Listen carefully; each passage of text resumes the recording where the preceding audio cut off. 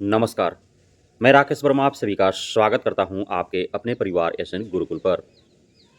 बिहार में जितना तेज़ी से शिक्षा विभाग में भर्तियां हो रही है विभिन्न पदों पर, चाहे वह शिक्षक का पद हो, प्रधान शिक्षक का पद हो, प्रधानाध्यापक का पद हो या आउटसोर्सिंग एजेंसियों के माध्यम से विभिन्न पदों की भर्तियां हों या फिर रात्रि प्रहरी, परिचारिका, सफाई कर्मी, झाड़ू-बुहारू करने वाला एवं अन्य जितने भी पदों पर भर्तियां हो रही हैं, बेहद ही शीघ्रता से सारी रिक्तियों को भरने का प्रयास किया जा रहा है। तो दूसरे तरफ उतने ही तेजी से विभिन्न पदों पर कार्यरत कर्मियों को निकालने का भी सिलसिला जारी है। जब पूर्व में शिक्षा विभाग के अपर मुख्य सचिव के पाठक थे, उनके रहते हुए ही भर्तियों का और नियुक्ति रद्द करने अर्थात निकालने का भी कवायद एक साथ प्रारंभ किया गया था। बीपीएससी आयोग के माध्यम से शिक्षकों की भर्ती हुई। प्रधान शिक्षकों हेतु विज्ञापन जारी करने का सिलसिला जारी हुआ। प्रधानाध्यापक हेतु विज्ञापन जारी का सिलसिला जारी हुआ। उसके बाद आउटसोर्सिंग एजेंसियों के माध्यम से विभिन्न पदों पर हजारों की तादाद में लोगों की भर्ती की गई, जिसमें डीपीएम, बीपीएम, बीआरपी को विद्यालयों में निरीक्षण हेतु लगाया गया एवं अन्य कई पदों पर विद्यालय स्तर में भर्ती किए गए। तो वहीं दूसरे तरफ 31 मार्च 2024 को अतिथि शिक्षकों को के पाठक ने एक पत्र निकाल करके उन्हें बाहर का रास्ता दिखा दिया एवं खुद के द्वारा ही आउटसोर्सिंग एजेंसियों के माध्यम से बहाल आईसीटी इंस्ट्रक्टर्स को भी 31 मार्च 2024 से यह कहते हुए बाहर का रास्ता दिखा दिया कि बीपीएससी आयोग के द्वारा कंप्यूटर शिक्षकों की पर्याप्त संख्या में भर्ती हो चुका है, इसलिए उनका अब कोई काम है नहीं। आप सभी को ज्ञात है कि पूरे बिहार भर के जितने भी विद्यालय हैं, सरकारी विद्यालय कक्षा प्रथम से लेकर के 12वीं तक का, जिसमें प्राथमिक विद्यालय, मध्य विद्यालय, माध्यमिक विद्यालय, उच्च माध्यमिक विद्यालय आते हैं, तो उनका निरंतर और नियमित रूप से निरीक्षण का कार्य चल रहा है एवं पदाधिकारियों के द्वारा औचक निरीक्षण का भी कार्य चल रहा है। ये जो निरीक्षण हो रहा है, इसका मुख्य ध्येय और उद्देश्य यही है कि विद्यालयों में शिक्षकों और छात्रों को नियमित किया जा सके, उनको समयबद्ध किया जा सके, विद्यालयों में जो भी आधारभूत असुविधाएं हैं सुविधा मुहैया कराया जा सके, साथ ही एक शैक्षणिक माहौल उत्पन्न किया जा सके, शैक्षणिक वातावरण उत्पन्न किया जा सके, गुणवत्तापूर्ण शिक्षा बहाल हो और सरकारी विद्यालयों का जो स्थिति है वह सुदृढ़ हो सके। तो इन सभी के लिए औचक निरीक्षण के साथ साथ निरंतर निरीक्षण का कार्य चल रहा है।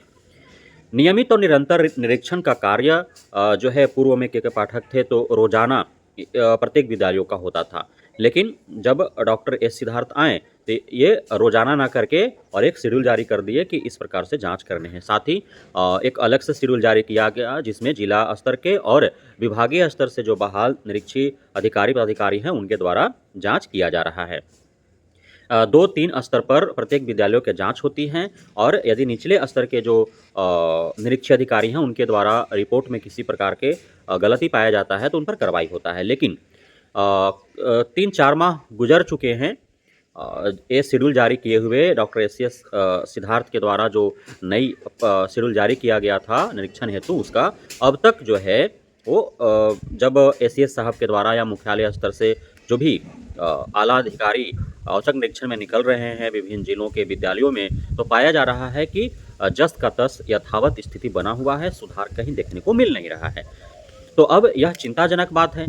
कि एक लेयर बना दिया गया, कई स्तरों पर जांच की प्रक्रिया चल रही है और कमियां जस का तस विद्यालयों में देखा जा रहा है, अर्थात सिर्फ खानापूर्ति हो रहा है। एक ही रिपोर्ट पर सभी जो है अपना रिपोर्ट फॉरवर्ड कर दे रहे हैं कि सब चीज़ ठीक है, हालात सही है, कहीं कोई कमी नहीं है, जबकि यहाँ पे जो कमियाँ थी वो कमियाँ हैं। साथ ही मुख्यालय स्तर से अधिकारी पदाधिकारियों का जो आला अधिकारी है उनका औचक निरीक्षण तो चल ही रहा है, लेकिन अभी चूंकि मैंने बार बार यह कहते रहा हूँ कि जिस प्रकार से मॉल में, रेस्तरां में, होटलों में, अन्य जगहों पर जो पब्लिक पैलेस होते हैं, जहाँ भी आप जाएंगे वहाँ आप पाएंगे चिपकाया हुआ जहाँ तहाँ सूचना कि आप सीसीटीवी के निगरानी में हैं। तो उसी प्रकार से मैं आप सभी को कहते रहा हूं कि अभी सोशल मीडिया का ज़माना है और सोशल मीडिया पर सभी एक्टिव हैं, सभी फेसबुक चला रहे हैं, इंस्टाग्राम चला रहे हैं, यूट्यूब चला रहे हैं, टेलीग्राम, व्हाट्सएप और ट्विटर सभी चला रहे हैं। तो आपसे कुछ भी भूल हो जा रहा है, आपके विद्यालय में किसी प्रकार की घटनाएँ घट रही है, आप अनियमित हैं, आप समयबद्ध नहीं हैं, छात्रों की उपस्थिति पर्याप्त नहीं है, मध्याह्न भोजन की गुणवत्ता सही नहीं है, विद्यालयों में आधारभूत सुविधाओं का अभाव है,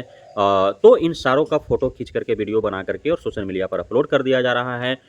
तमाम अधिकारी, पदाधिकारी एवं जनप्रतिनिधियों, मंत्रियों को टैग कर दिया जा रहा है और उन पर जो है यथाशीघ्र आपके विद्यालय का यथास्थिति जो है वो पहुँच जा रहे हैं। उसके बाद कार्रवाई भरा पत्र आप पे जारी हो रहा है। साथ ही जो निरीक्षीय अधिकारी हैं, उन पर भी कार्रवाई भरा पत्र जारी हो रहा है।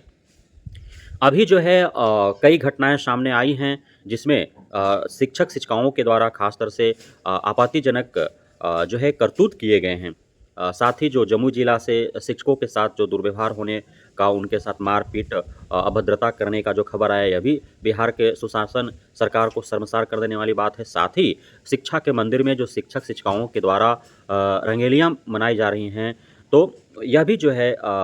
शिक्षा के मंदिर के प्रतिष्ठा को, उसके मर्यादा को भंग कर रहा है। तो तमाम तरह की घटनाएँ घटित हो रही हैं। मध्याह्न भोजन कहीं 15 दिन, कहीं 1 महीना से नहीं बन रहे हैं।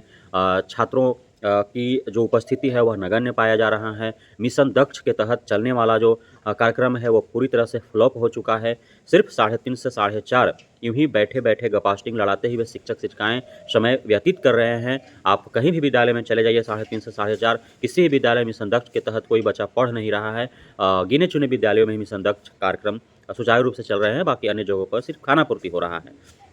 तमाम जो कल्याणकारी नीतियाँ हैं, योजनाएँ हैं, तमाम जो मिशन बनाए गए हैं, ताकि सरकारी विद्यालयों के प्रति अभिभावकों का भरोसा जग सके, बन सके, अपने बच्चों को सरकारी विद्यालय में भेज सकें। ट्यूशन अलग से न कराना पड़े, मिशन दक्ष के तहत ही उनको विद्यालय स्तर पर ही फ्री में निःशुल्क ट्यूशन मिल सके। तमाम तरह की व्यवस्थाएँ की जा रही हैं, लेकिन आधारभूत व्यवस्था नहीं है। जो निरीक्षी में लगे हुए अधिकारी, पदाधिकारी हैं, उनके द्वारा ईमानदारीपूर्वक कार्य नहीं किए जा रहे हैं, सिर्फ भेजापूर्ति, खानापूर्ति किया जा रहा है। जो जैसे है वैसे रिपोर्ट सही-सही बना करके भेज दिया जा रहा है, तो फिर कैसे सुधार हो पाएँगे? नहीं हो पाएँगे। इसलिए शिक्षा विभाग के अपर मुख्य सचिव डॉक्टर एस सिद्धार्थ के द्वारा पुनः एक बार पत्र जारी करके और सभी जिला शिक्षा पदाधिकारियों को यह निर्देशित किया गया है कि आउटसोर्सिंग एजेंसियों से बहाल जो भी निरीक्षी कर्मी हैं और उनके द्वारा जो विद्यालयों का जाँच हो रहा है, यदि उनके द्वारा विद्यालयों का जाँच के क्रम में सारे रिपोर्ट सही, सकारात्मक दिए गए और पुनर्जाँच में जब आला अधिकारी जाते हैं या अन्य सोशल मीडिया के माध्यम से, मीडिया के नाम समाचार पत्रों के माध्यम से यदि किसी प्रकार के उस विद्यालय में कमियां खामियां पाई जाती हैं, तो फिर उन्हें सीधा निष्कासित कर देना चाहिए और उनको निष्कासित करके और जो कमेटी बनी है उस कमेटी के द्वारा जो है आउटसोर्सिंग एजेंसी के माध्यम से नए निरीक्षी कर्मी को बहाल करना चाहिए। और इसमें एक कार्रवाई भी हुई है। सारण जिला के 5 विद्यालयों का औचक निरीक्षण किया गया अपर सचिव के द्वारा। उनके द्वारा जब निरीक्षण किया गया उन 5 विद्यालयों का, तो 5 विद्यालयों में कमी देखने को मिला। कोई ऐसा विद्यालय नहीं था जिसमें सही हालात हों।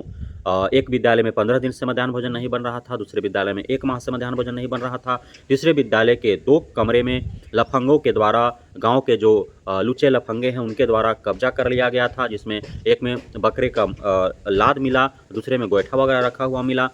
तो इस प्रकार से जो है कमियां खामियां पाए गए। और जबकि